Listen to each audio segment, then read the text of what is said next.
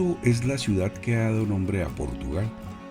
Antiguamente era una pequeña aldea celta llamada Calais, ubicada en la desembocadura del Duero, a la que los romanos añadieron un puerto de Calais, Portus Calais, que es el origen del topónimo Portugal. En el año 456 fue tomada por el rey visigodo Teodorico II. En el 716 fue conquistada por los árabes. Después fue reconquistada por el rey Alfonso I de Asturias. En el año 1096, el rey Alfonso VI de León casó a su hija Teresa con Enrique de Borgoña y les concedió el condado portulacense con capital en Oporto. Alfonso Enríquez, hijo de Teresa y Enrique, en 1138 venció al ejército formado por musulmanes, leoneses y castellanos. Esta fecha es considerada la base de la independencia de Portugal.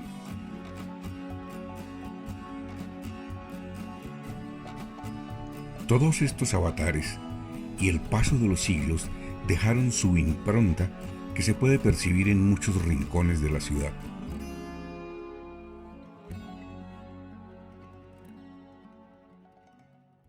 Llegamos a Porto el 29 de diciembre sin el conocimiento básico que siempre construimos antes de visitar una ciudad, y yo llegué con 3 semanas de padecer una gripa que no me quiso dejar ni en Madrid, y menos en París, ni en Brujas, mucho más frías que Madrid en esta época.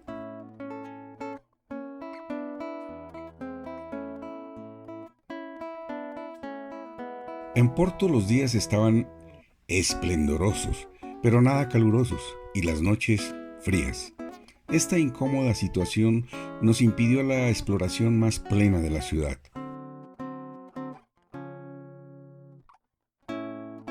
En las ciudades nos interesa la arquitectura y su historia, los museos, que en esta ocasión no visitamos, y las riberas de los ríos, especialmente desde el agua, y también esos lugares considerados muy especiales por cualquier razón.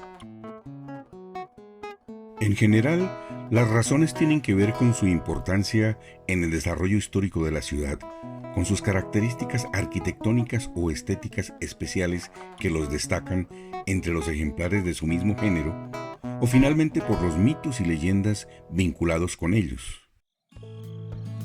Uno de esos lugares aquí es la librería Lelo e Irmão. Es una pequeña librería situada en el centro histórico. Su aparición se remonta a la fundación de la Sociedad de José Pinto de Sousa Lelo y su hermano Antonio en el 1881. Por eso se llama Lelo e Irmão. Este edificio fue construido en 1906 y es de estilo neogótico.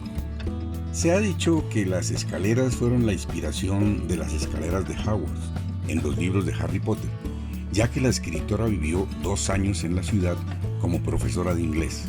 Sin embargo, no es cierto que en esta librería se haya rodado alguna escena de las películas, ni que su decoración le haya inspirado la saga, según declaró ella en un Twitter en 2020. No obstante, estos rumores, como un mito urbano, y la belleza propia de la biblioteca han conducido a que siempre esté repleta y que haya que pagar 5 euros para entrar y que te los devuelven si compran libros. Este interesante vitral de 8 metros de largo por 3,5 de ancho, compuesto por 55 paneles de vidrio, fue realizado por el arquitecto holandés Gerardus Samuel van Krieken. Otros 2 lugares especiales de Porto son la estación de San Bento y la Capilla de las Almas. Aquí, en la estación, están los murales de más de 20.000 azulejos que muestran la conquista de Ceuta, el Tratado de Windsor, que representa el matrimonio de Juan Carlos I de Portugal y Filipa de Lancaster,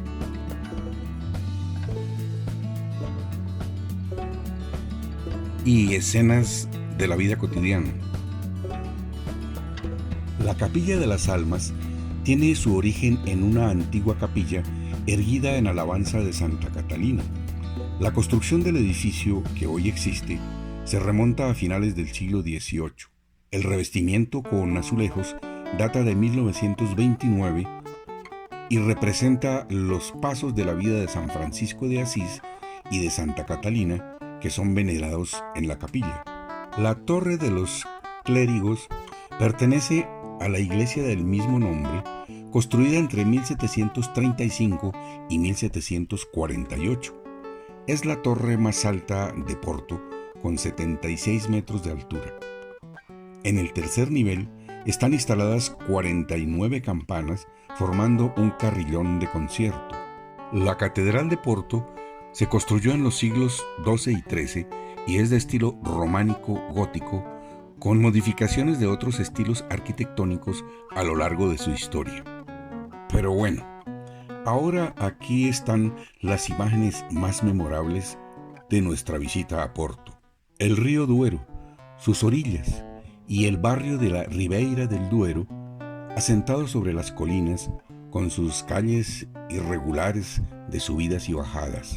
Desde cualquier mirador o desde el mismo río, estas son visiones imborrables de esta ciudad antigua que no logramos explorar a placer.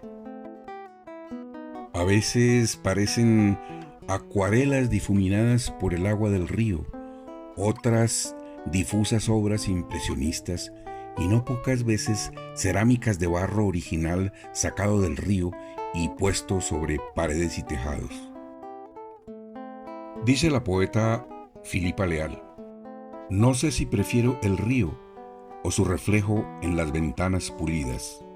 De un lado, los barcos anclados, del otro lado, barcos en la inmediata memoria de las anclas.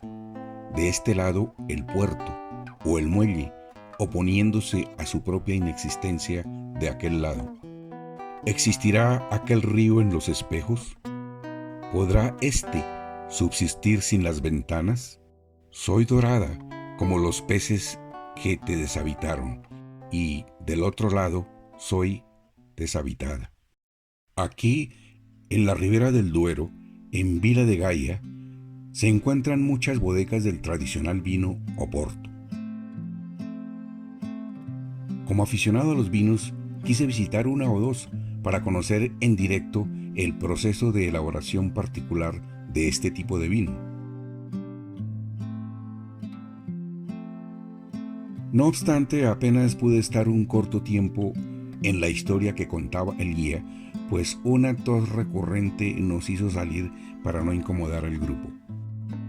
Es que en estas bodegas el ambiente suele ser bastante frío.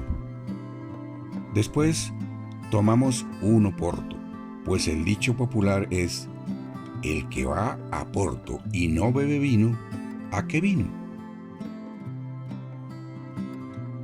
Y para terminar el recuerdo de Porto, algunas imágenes sueltas. Como ocurre en otros centros históricos de ciudades del mundo, declarados Patrimonio de la Humanidad, aquí también existe cierto desgaste de las construcciones que, junto con la ropa colgada al aire y las personas y los gatos asomados a las ventanas, les parece a muchos turistas y seguramente a muchos lugareños lo más romántico y auténtico de la ciudad. No obstante, también puede ser un signo de cierta decadencia, desapego y abandono de los lugares históricos. El tranvía eléctrico, después de la aparición del metro, se ha convertido solo en un atractivo turístico. El metro de Porto es una red de metro ligero que une el centro de la ciudad con sus suburbios y su zona metropolitana. Consta de 6 líneas y 81 estaciones y se dice que es el metro más largo de Portugal. Aunque fue insuficiente el tiempo para explorar la ciudad, es evidente que existen importantes desarrollos de arquitectura contemporánea. Y bien, aquí terminamos este ejercicio de memoria de nuestro paso por la antigua ciudad de Porto. Hasta pronto.